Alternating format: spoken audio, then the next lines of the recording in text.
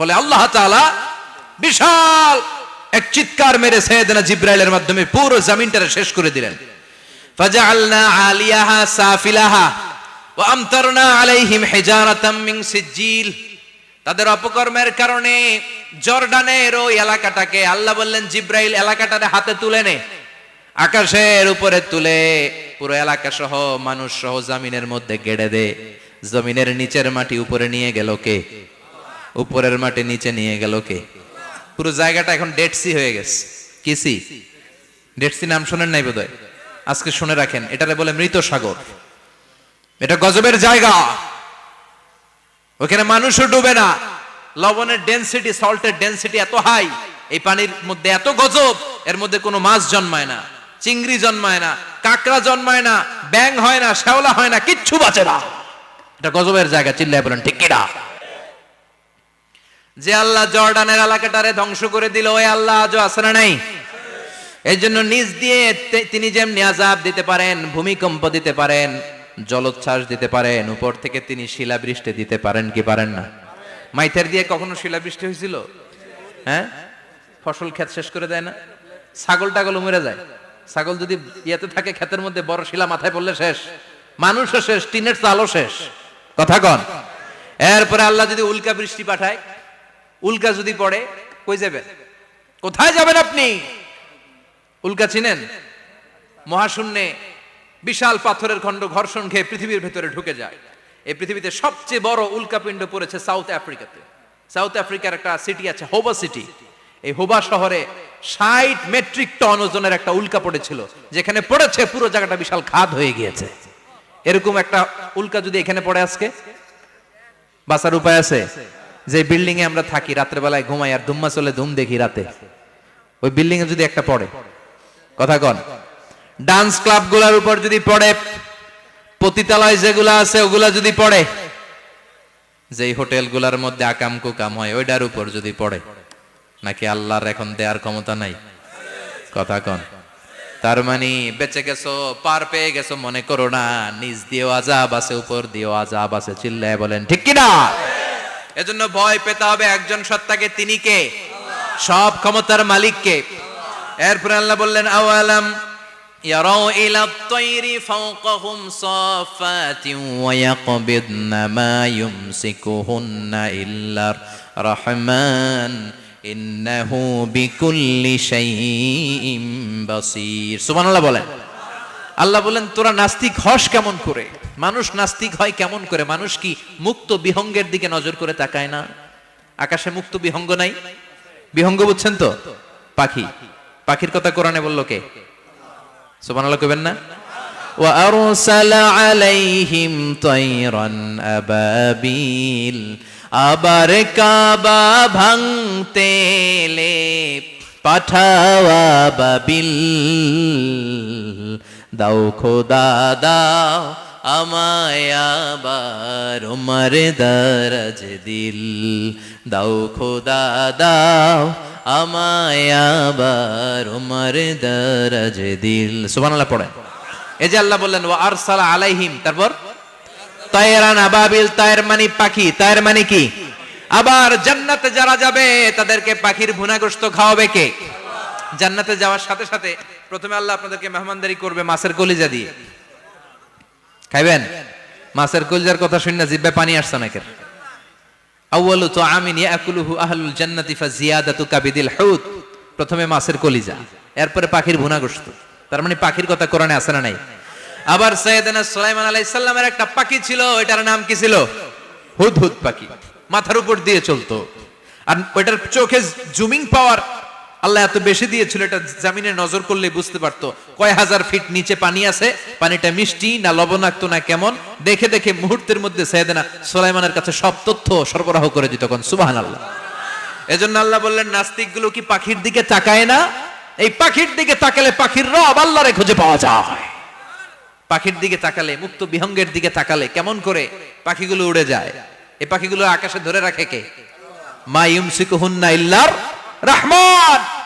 ওই রহমান ছাড়া কেউ পাখিগুলোরে শূন্যে ধরে রাখতে পারে না।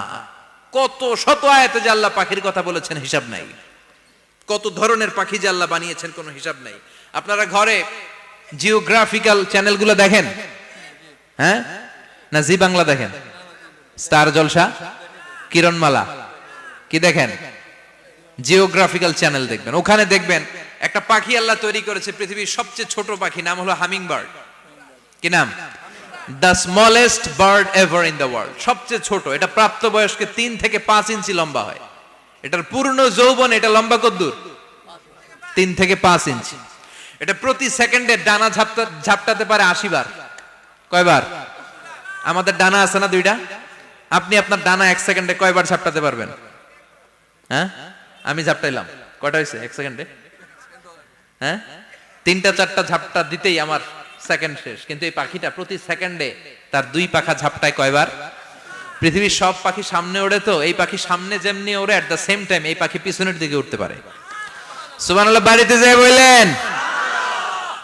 ইউরোপের আল্পস পর্বতমালায় গুগল করবেন যে আজকে গুগলে লিখবেন যে আলপিন সুইফট একটা পাখি আছে।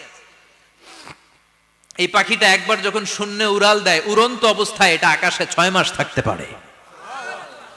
আকাশের মেঘের আপ থেকে পানি খায়, শূন্যে ভেসে বেড়ানো পোকামাকড় ধরে খেয়ে বেঁচে থাকে। 6 মাস পরে একবার জমিনে ল্যান্ড করে, নামে কয়েকদিন থেকে আবার উড়াল মারে, আবার উড়াল মারলে আবার 6 মাস। আলপিন সুইফট। আরেকটা পাখি আছে, অদ্ভুত পাখি, নাম হোমা বার্ড।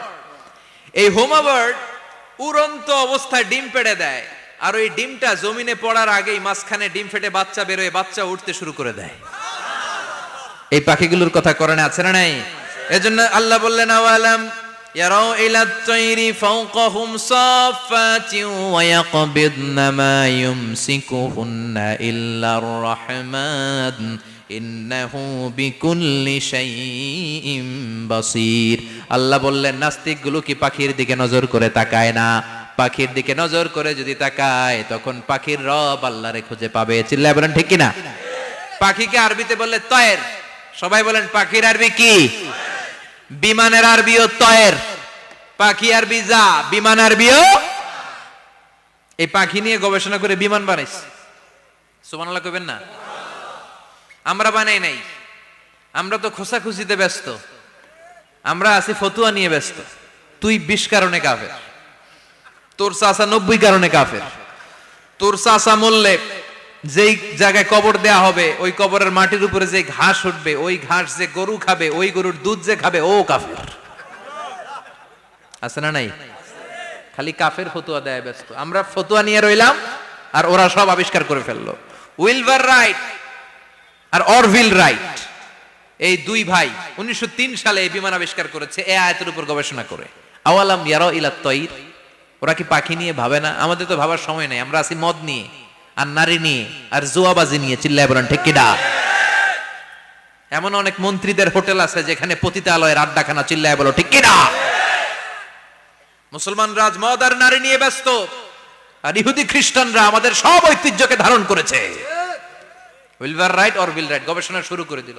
পাহাড়ে শুয়ে শুয়ে 2 ভাই খালি পাখির ছবি আঁকে, কেমনে পাখিগুলো ডানা ঝাপটা মেরে ওঠে, কেমনে নামে। গবেষণা করতে করতে করতে প্লেন বানায় ফেললো 1903 সালে। আজ থেকে 100 বছর আগের স্টোরি শোনাচ্ছি আপনাদের। তখনকার বিমান এখনকার বিমানের মতো ছিল না। আপনি দেখবেন যে শুরুতে বিমান কেমন ছিল। শুরুতে ভাঙ্গাচুরা 2টা পাখা নিয়ে একটু উড়ে আবার ধপাস করে পড়ে, কিন্তু আশা হারায় নাই, আবার উড়ে ধপাস করে পড়ে। আমেরিকাতে সুবিধা করতে পারেনি। ফ্রান্সের এক কিং তাদেরকে ডোনেট করেছে বিপুল অঙ্কের টাকা দিয়ে। তারা প্রথম ফ্রান্সের একটা শহর থেকে আরেকটা শহরে পৃথিবীর প্রথম প্যাসেঞ্জার প্লেন নিরাপদে ল্যান্ড করেছে। মানুষের উড়ার স্বপ্ন সফল হতে শুরু করলো। এখন বিভিন্ন ধরনের বিমান একটার পর একটা শুরু হয়েছে। এই পৃথিবীর সবচাইতে দ্রুতগামী যে বিমানটা আগে ছিল, নাম ছিল কনকর্ড, যাত্রীবাহী বিমান। এটার পরে এখন একটা বাইরে হয়েছে বোম সুপারসনিক। কি নাম? Bomb supersonic. এত স্পিডে চলে, এই মাত্র দেখলেন এদিকে, এরপর দেখবেন নাই ওইদিকে। সুবহানাল্লাহ পড়ে। কি বিশাল বিশাল ডবল ডেকার গুলো নিয়ে শূন্যে উড়াল দেয়। A3 এয়ার বোয়িং A380 বর্তমান পৃথিবীতে সবচেয়ে বড় প্যাসেঞ্জার বিমান।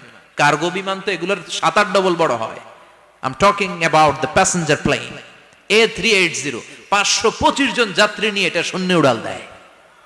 525 জন যাত্রী, কেবিন ক্রু, পাইলট, বিমানের ওজন, খাবার দাবারের ওজন, ফুয়েলের ওজন, 525 জনের লাগেজ টাগেজের ওজন, এই সব নিয়ে শূন্য উড়াল দেয়। সুবহানাল্লাহ কইবেন না? এই বিমান আবিষ্কারের আগ পর্যন্ত গোটা বিশ্বব্যাপী সব দেশে দেশে ছিল সেনাবাহিনী আর নৌবাহিনী। বিমান আবিষ্কার হওয়ার সাথে সাথেই শুরু হয়ে গেল বিমান বাহিনী, এয়ারফোর্স, মিলিটারি। এখন বোম সুপারসনিক বানায়, এখন ড্রোন হামলা করে, এখন মিসাইল হামলা করে, এখন স্যাটেলাইট পাঠায়। আমরাও পাঠাইছি। কি নাম? Bangabandhu satellite. We launching the Bangabandhu satellite channel last year. আমরা বঙ্গবন্ধু স্যাটেলাইটও পাঠাইছি উপরে। সবকিছু পাখির উপর গবেষণা করে হয়েছে। চিৎকার করে বলেন ঠিক কি না? এজন্য আল্লাহ ডেকে বললেন, গোলাম ওরা কি পাখির দিকে তাকায় না?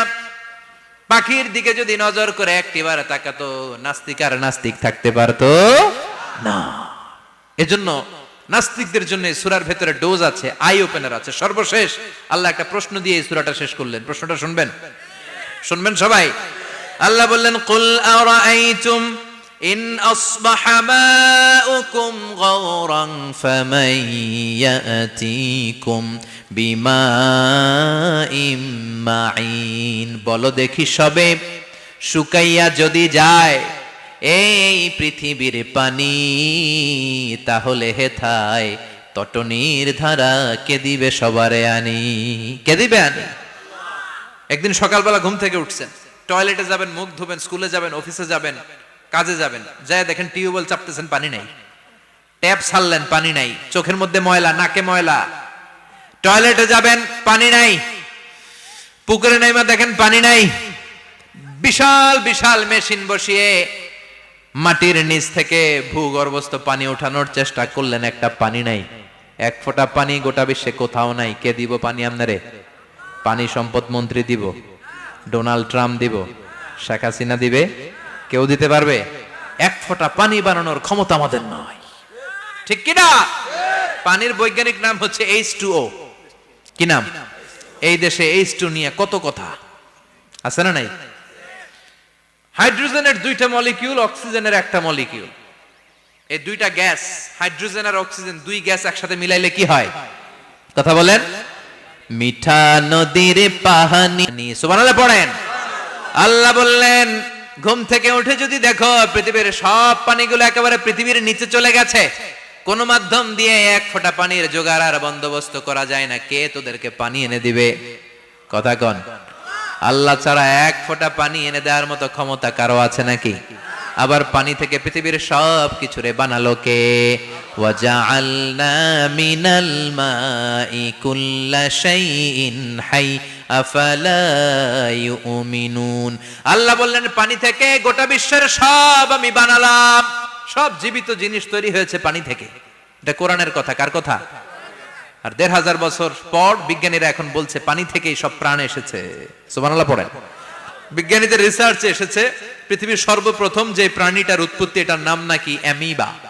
কি নাম? It's a very small unicellular organism in the world. এককোষী শৈবাল অ্যামিবা এসেছে পানি থেকে, ওদের কথা। তারপরে এসেছে জুপ্লাঙ্কটন, ফাইটোপ্লাঙ্কটন, ব্যাকটেরিয়া প্লাঙ্কটন, একটার পর একটা ডেভেলপ করেছে। সব এসেছে পানি থেকে। পানি নাই তো কিচ্ছু নাই। পানি হচ্ছে প্রাণের ব্লুপ্রিন্ট। চিল্লায় বলেন ঠিক কিনা? পানির মধ্যে সব প্রাণের অস্তিত্ব রেখে দিয়েছে কে? আবার ফলের মধ্যে আল্লাহ পানি দিয়ে বললেন, আন্না সাবাবনাল মাআ সাব্বা। যেখানে যতটুকু পানির দরকার, রসের দরকার, সব রস দিল কে? ক্ষীরার ভিতরে পানি আছে না নাই? কলার ভিতরে, আপেলের ভিতরে, তরমুজ, তরমুজ তো পুরাই পানি। কথা কন। ডাবের ভিতরে কে দিল? নাকি আমনে বানাইছেন? কেউ বানাতে পারে? এই পানিগুলো দিল কে? আবার আল্লাহ বললেন, মারাজাল বাহরাইনি ইয়ালতাকিয়ানি বাইনাহুমা বারযাখুন লা ইয়াবগিয়ান ফাবিআইয়ি আলাই রাব্বিকুমা তুকাযযিবান। দুই দিকে সাগর বয়ে যায়, একদিকে এলো না পানি, একদিকে মিঠা পানি, একসাথে সাগরটা বয়ে যায়, কিন্তু মাঝখানে এমন ব্লকেজ, একটার পানি আর একটার সাথে মিশে না, আটকায় রাখলো কে? দেখছেন আপনারা কোথাও এটা? কই দেখছিলেন? গোয়ালন্দ, বুড়িগঙ্গার এখানে একসাথে পানি বয়ে যায়। এই জায়গায় পানি, এই জায়গায় পানি মিলে না, মিশে না। দাউদকান্দির এখানেও আছে, মিশে না। এর কারণ এই পাশের পানি, এটা ডেনসিটি হাই, বেশি ঘন, এটা ডেনসিটি লো, এটা পাতলা, এটা টেম্পারেচার হাই, এটা টেম্পারেচার কম, এটা লবণ বেশি, এটা লবণ কম, দুইটা দুই পানি একসাথে বয়ে যায়, একটার সাথে আরেকটা মিশে না। এই কারিগরটা কে? চিল্লায় বলতে হবে কে? সেজন্য আল্লাহ বললেন, গোলাম পানি দিয়ে আমি বানালাম, পানি ছাড়া বাঁচবি না, এজন্য সব জায়গায় পানির ব্যবস্থা করে দিয়েছে কে? আবার বেশি পানি হলেও মরার ব্যবস্থা আছে না নাই? সাইয়েদনা নূহ আলাইহিস সালামের কওমকে বন্যা দিয়ে ধ্বংস করেছে কে? এজন্য পানি চাইবো কার কাছে? কথা কন। আল্লাহ মেঘ দে পানি দে, ছায়া দে রে তুই আল্লাহ মেঘ দে। সবাই পড়েন না, আল্লাহ মেঘ দে পানি দে, ছায়া দে রে তুই আল্লাহ মেঘ দে। দেয়ার মালিক একজন, তিনি কে? চাইতে হবে কার কাছে? সব ক্ষমতার মালিক কে? নাকি আমরা? আমরা ক্ষমতার মালিক। আর জীবনে কোনোদিন বলবেন মানুষ সকল ক্ষমতার উৎস, এই কথা কোনোদিন বলা যাবে?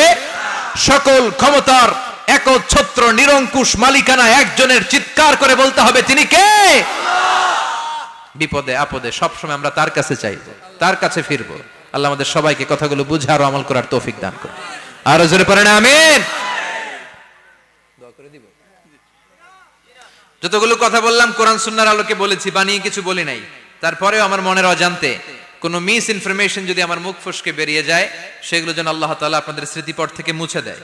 পড়েন আমিন। সত্য সুন্দর হকের পক্ষে যা বললাম তার সব যেন আল্লাহ আমাদের সবাইকে আমলের তৌফিক দান করে। আমরা পড়ি আমিন। আল্লাহুম্মা আমিন। ইয়া রাব্বি লাকাল হামদু কামা ইয়ানবাগি লিজালালি ওয়াজহিকা ওয়া আযীমি সুলতানিক, লাকাল হামদু বিল ঈমান, লাকাল হামদু বিল ইসলাম, লাকাল হামদু বিল কুরআন। আল্লাহুম্মা জাআল, আল্লাহর আদেশে দেহে ঢুকে আল্লাহর আদেশে বের হয়ে যায়, ঠিক কি না? এই যে ছোট্ট বাচ্চাটার দেহের ভিতরে যে রূহ ঢুকলো, কে দিল? আল্লাহ। 120 দিনের আগে মানব শিশুর দেহের ভিতরে কিন্তু রূহের ফুৎকার হয় না। সহিহ বুখারীর বর্ণনা 40 40 40, 340 কত? কথা বলেন। প্রথম 40 থাকে নুতফা, তারপরের 40 হয় আলাকা, তারপরের 40 হয় মুদগা, sperm drop, blood clot, and then the little flash। ছোট্ট নাপাক পানি ছিলাম, শুক্রাণু ছিলাম আমরা। কি ছিলাম? শুক্রও ছিলাম না, শুক্রাণু, শুক্রের অণু। এক ফোঁটা শুক্রের মধ্যে 20 কোটি অণু থাকে, ওই 20 কোটির একটা ছিলাম আমি আর আপনি। সুবহানাল্লাহ বাড়ি থেকে বললেন। ডিম্ব আমরা ছিলাম না, আমরা ছিলাম ডিম্বাণু। ডিম্বের এই ডিম্বাণু আর শুক্রাণু দুইটা মিলে আল্লাহ আমাদেরকে বানায় ফেললেন জাইগট, সেখান থেকে এমব্রয়ো, তারপরে আস্তে আস্তে ইনিশিয়াল স্টেজগুলো শেষে একটার পর একটা স্টেজ পার করে তিনি আমাদেরকে বানালেন আলাকা, সেখান থেকে মুদগা। আমাদের দেহের ভেতরে তিনি স্কেলিটন ভরে দিলেন, কঙ্কাল, মাথার স্কাল দিলেন, খুলি দিলেন, নাক কান গলা দিলেন, আমার রেসপিরেটরি সিস্টেম চালু করে দিলেন। কত ছোট ছিলাম আমি, ক্ষুদ্র ছিলাম আমি। ফালয়ানজুরিল ইনসানু মিম্মা খুলিকা, খুলিকা মিম্মা দাফিক। মানুষের উচিত তার সৃষ্টি প্রক্রিয়ার দিকে নজর করে তাকানো। বাবার পিঠ থেকে সবেগে নির্গত হওয়া পানি দিয়ে মায়ের পেটে তোমারে ঢুকায় দিল কে? নাপাক পানি থেকে ছোট্ট ব্যাঙ্গাচির মতো ছিলাম, জোকের মতো মায়ের জরায়ুর দেয়ালে লেগেছিলাম। সেখান থেকে বড় করতে করতে আমার রেসপিরেটরি সিস্টেম, আমার হেয়ারিং সিস্টেম, আমার সব সিস্টেমগুলো তিনি আমার দেহের ভিতরে সেট করে দিল। চিল্লায় কোন সুবহানাল্লাহ। 120 দিনের সার্টেন পিরিয়ড শেষে তিনি দেহের ভিতরে রুহের ফুৎকার দিলেন। দেয়া মাত্রই আমার রুহুতে ধপ ধপ ধপ শুরু হয়ে গেছে। ওই যে ধপ ধপ শুরু হয়েছে, আজও থামে নাই। এই ধপ ধপ থামলে বাঁচবেন? দম ফুরাইলে আমরা ঠুস হয়ে যাবো, ঠিক কিনা? হায় রে মানুষ রঙিন ফানুষ, দম ফুরাইলে তবু তো ভাই কারোরই নাই একটুখানি। হায় রে মানুষ রঙিন ফানুষ, রঙিন ফানুষ, হায় রে মানুষ। সুবহানাল্লাহ বলেন। সে আল্লাহ বললেন, গোলাম জীবন আর মরণের মাঝখানে আমি তৈরি করেছি রুহু। পৃথিবীর বিজ্ঞানীরা সব বানাতে পারে, কম্পিউটার বানাতে পারে, প্লেন বানাতে পারে, হেলিকপ্টার বানাতে পারে, রকেট বানাতে পারে, কিন্তু গোটা বিশ্বের সব বিজ্ঞানীরা মিলে কি রুহু বানাতে পারে নাকি? কথা বলেন। গত বছর সোফিয়া নামে একটা রোবট আসছিল না? কথা কন। ওটা মাথা উঁচু করে নিচু করে কথা বলতে চায়, মানুষের মতো হতে চায়। আসলে কি মানুষ? ওটার মধ্যে কি রুহু আছে? রুহু বানাইতে পারবে কেউ? এই রুহু নিয়ে যে কত গবেষণা, মুমূর্ষ রোগীদের উপর গবেষণা চালিয়েছে অনেক। বুলেট প্রুফ গ্লাসের ভিতরে মুমূর্ষু রোগীকে রেখে রেখে তারা চেক করতে চেয়েছে আমেরিকান বিজ্ঞানীরা যে রুহু কোন দিক দিয়ে বেরোয়। তারা ওজন করে দেখে মানুষ মরে গেলে কোন লাশের ওজন বেড়ে যায়, কোন লাশের ওজন কমে যায়। যেটাতে কমে গেছে 2-1 কেজি কমে যায়, তার অবাক, কিরা আগে ছিল 80 কেজি এখন হচ্ছে 78 কেজি, তার মানে 2 কেজি না, এটাই রুহু। এটাই কি? এটা হচ্ছে গবেষণার ধাপ। অনেকগুলো মডিউল তারা আনে, অনেক মুমূর্ষু রোগীকে গ্লাস ফিটিং করা, ইন্টেনসিভ কেয়ারে রেখে তারা অবজার্ভ করে, আর অক্সিজেন মাস্ক খুলে দিয়ে তারা দেখে যে লোকটা ছটফট করে কিভাবে মরে। মরার আগে ওজন মাপ ছিল 80 কেজি, মরে গেছে পরে আবার ওজন দিয়ে দেখে 78 কেজি। কমছে কয় কেজি? বিজ্ঞানে কয় পাইছি। সবাই কয় কি পাইছো? কয় রুহু। কই পাইলেন? কয় আগে 80 এখন 78, 2 কেজি। রুহুর ওজন কয় কেজি? তো বিজ্ঞানীদের সিস্টেম হচ্ছে যে কোনো একটা বিষয়ের উপর গবেষণা চালালে তারা পূর্ণাঙ্গ ডিসিশনে পৌঁছতে পারে না। They couldn't jump to the final conclusion just on one module, based on one module, they cannot do ইট।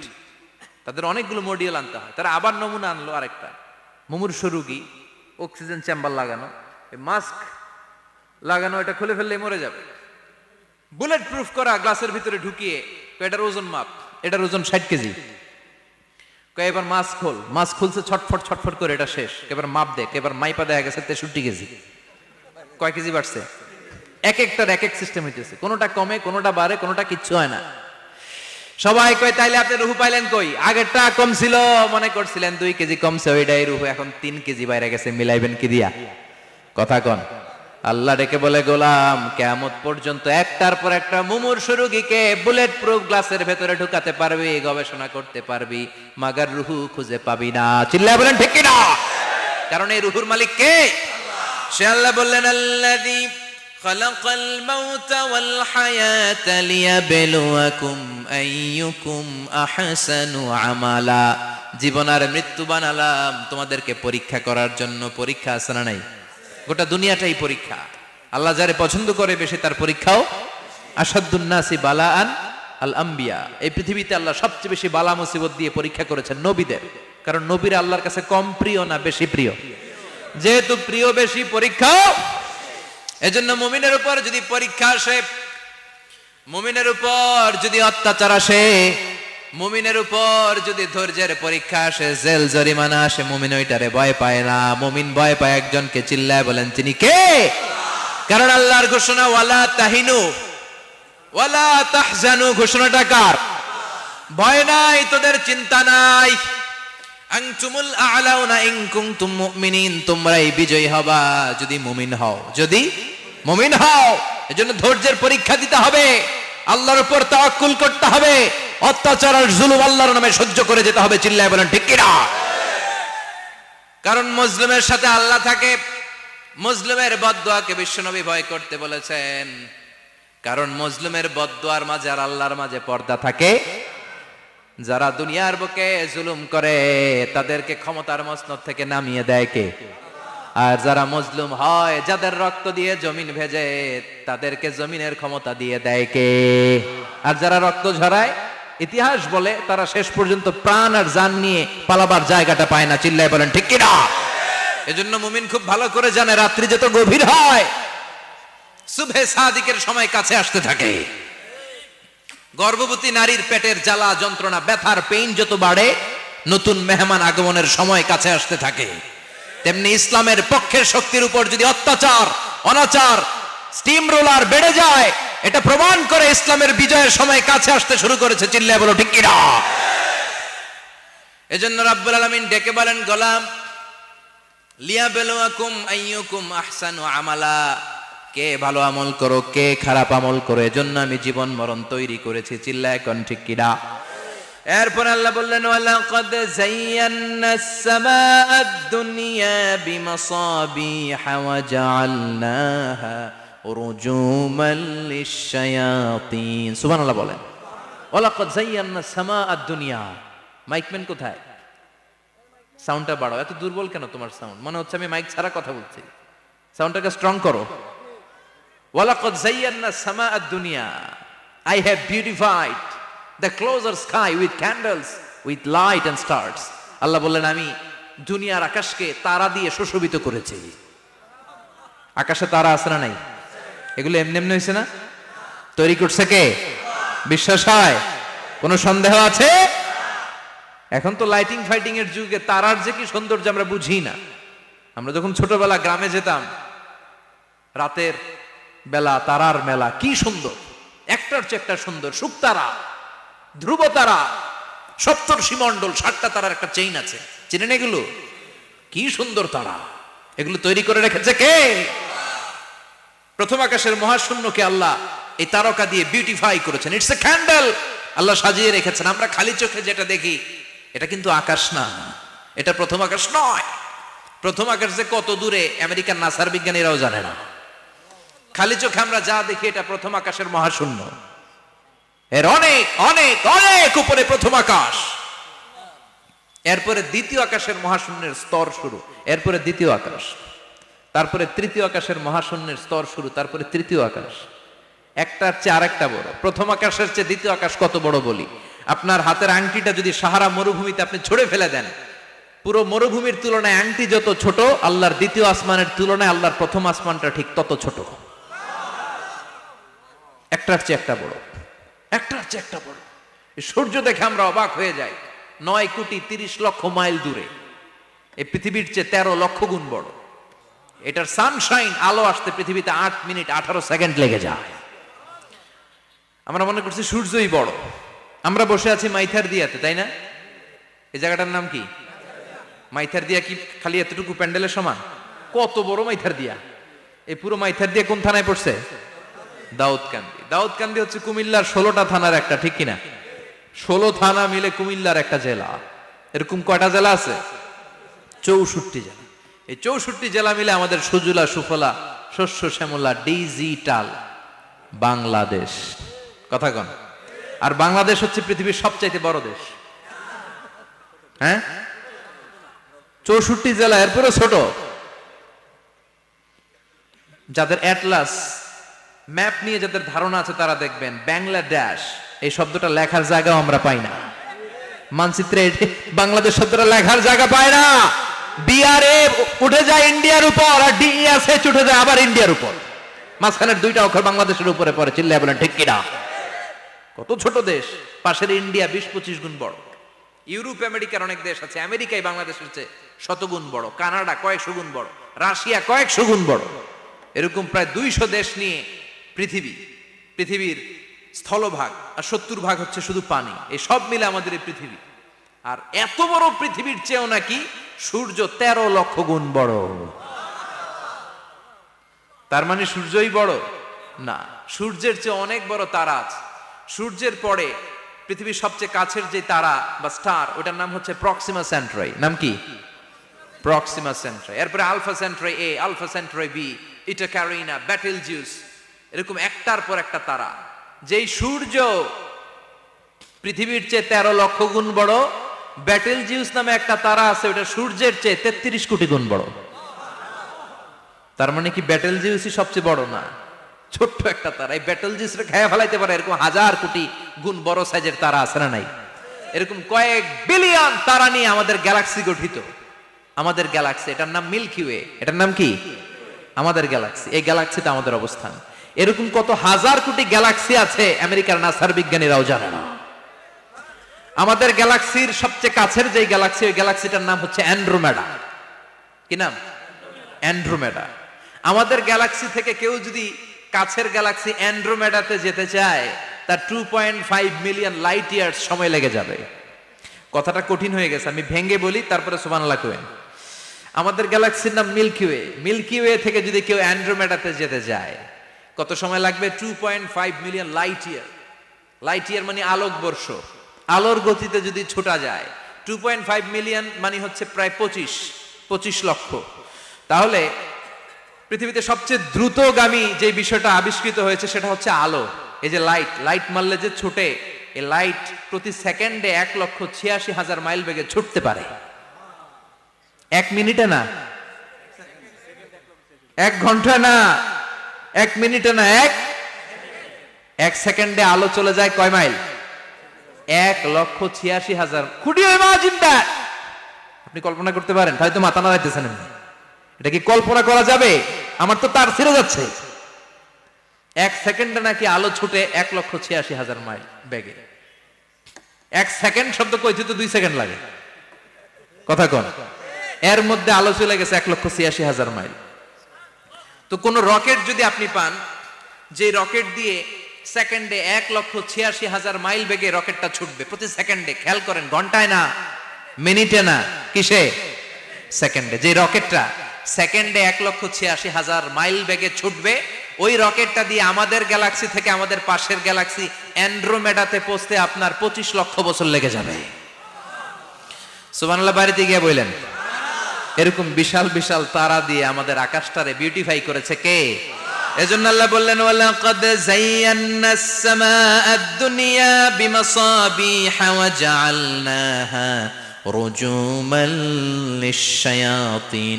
আমি এই দুনিয়ার আকাশটারে সুন্দর সুন্দর তারকারাজি লাইটের মতো সেটিং করে সুশোভিত করেছি, আবার এই তারকা দিয়ে আমি শয়তানদেরকে প্রহারও করেছি। সুবহানাল্লাহ। শয়তানদেরকে আল্লাহ তারা মেরে আঘাত করে, সুবহানাল্লাহ বলেন। এরপরে এই সূরার প্রথম রুকুর শেষে আল্লাহ বললেন, وَأَسِرُّوا قَوْلَكُمْ أَوِ اجْهَرُوا بِهِ إِنَّهُ عَلِيمٌ بِذَاتِ الصُّدُورِ أَلَا يَعْلَمُ مَنْ خَلَقَ وَهُوَ اللَّطِيفُ الْخَبِيرُ। আল্লাহ বললেন, وَأَسِرُّوا قَوْلَكُمْ, তোমরা যদি গোপনে কথা বলো, أَوِ اجْهَرُوا بِهِ, কিংবা স্পষ্ট করে বলো, সব শুনে কে? আপনি যেমনি বলেন শুনবে কে? বলেনই নাই, শুধু মনে মনে ভাবছেন, শুনবে কে? সুবহানাল্লাহ কইবেন না? সাত আকাশের উপরে, আরশের উপরে তার অবস্থান, সাত জমিনের নিচে কোন গোপনতম প্রকোষ্ঠে, কোন ছোট্ট বাক্সের ভেতরে যদি কোনো পিঁপড়া, পিপিলিকা নীরবে হেঁটে যায়, আল্লাহ বলে আমি ওই পিঁপড়ার হেঁটে চলার পায়ের আওয়াজটাও শুনতে পাই। এজন্য কেউ যেটা শোনে না, শোনে কে? এরপর আল্লাহ বললেন, হুয়াল্লাযী জাআলা লাকুমুল আরদা যালুলান ফামশু ফি মানাকিবিহা ওয়া কুলু মির রিজকি ওয়া ইলাইহিন নুশুর। সুবহানাল্লাহ বলেন। আল্লাহ ডেকে বললেন, গোলাম, তোমাদের জন্য জমিনটারে আমি বিছানা বানিয়েছি। আল্লাযী জাআলা লাকুমুল আরদা ফিরাশা, জমিনটারে বিছানা বানিয়েছে কে? এই বিছানার মতো সমতল জমিন দিয়ে তোমরা হেঁটে বেড়াও, চলে বেড়াও, হেলে দুলে পড়ার সুযোগ নাই, ঠিক কিনা? এই যে মাইথার দিয়ে আজকের যে ময়দান, এটা যদি বিছানার মতো সমান না হইতো বসতে পারতেন? কথা কন। এই ময়দানের প্যান্ডেলের এদিক দিয়ে উঁচা, এদিক দিয়ে গর্ত, এদিক দিয়ে নিচা, এদিক দিয়ে খাড়া, কেমন হইতো? কথা কন। কেউ আমার দেখতো, কেউ দেখতো না, কেউ দাঁড়াইয়া, কেউ বৈশা, আছে না নাই? কিন্তু জমিনটারে সমতল বানালো কে? আপনি যদি বিমান থেকে যদি আপনি দেখেন, বিমানের গ্লাস দিয়ে, জানলা দিয়ে যদি আপনি নিচের দিকে তাকান, আপনি দেখবেন মনে হবে পুরো জমিনটাকে আল্লাহ সবুজ কার্পেট দিয়ে কার্পেটিং করে রেখেছে। এই সৌন্দর্য দিয়েছে কে? আবার রব্বুল আলামিন বলেন, জমিনটারে সমান দেখে, কার্পেটিং দেখে মনে করো না তোমরা বেঁচে গিয়েছো। আমার দেয়া বিধান আমার জমিনে যদি কায়েম করতে না পারো, এই কার্পেটিং করা জমিনের ভেতরে আযাব আছে না নাই? এই পুরো জমিনের ভেতরে আছে আগুন আর আগুন। আগ্নেয়গিরির অগ্নুৎপাত জ্বালামুখে বিস্ফোরণ করে দিয়ে গোটা বিশ্বটারে মুহূর্তে মেসাকার করে দিতে পারে কে? এজন্য আল্লাহ ডেকে বললেন, গোলাম, আমিনতুম মান ফিস সামাই আন ইয়াখসিফা বিকুমুল আরদা ফাইযা হিয়া তামুর। তোমরা কি ভেবেছো নাকি বেঁচে যাবা? আমি চাইলেই পুরো জমিনটারে কাঁপিয়ে দিতে পারি। আইয়াখসিফা বিকুমুল আরদ, খাসাফ মানে ল্যান্ডস্লাইড। খাসাফ মানে কি? ল্যান্ডস্লাইড, ভূমিধস, ভূকম্পন, আর্থকোয়েক, আছে না নাই? বাংলাদেশে তো ভূমিকম্প হয় না, না? টের পাইছেন? মাঝে মাঝে মাঝরাতে হয় না? 3টার দিকে নিজেই দৌড় দিব না বাচ্চারা লইয়া দৌড় দিব, লুঙ্গি পইরা দৌড় দিব না লুঙ্গি ছাড়া দৌড়াম, কথা কম। এই ভূমিকম্প আছে না নাই? আল্লাহ বলে, মনে করো না জমিনটা সমতল, কার্পেটিং করে দিয়েছি, এই কার্পেটিং এর ভিতরেও আগুনের দলা আছে না নাই? আবার আল্লাহ বললেন, আমিনতুম মান ফিস সামাই আন ইউরসিলা আলাইকুম হাসিবা। নিচে যেমনি কার্পেটিং করা জমিনের ভেতরে অগ্নুৎপাত রেখে দিয়েছি, মাথার উপর থেকে আযাব দেওয়ার সুযোগ আছে না নাই? চাইলে আল্লাহ অগ্নি বৃষ্টি দিতে পারে, আগুন বৃষ্টি দিতে পারে, থান্ডার বজ্রপাত দিতে পারে।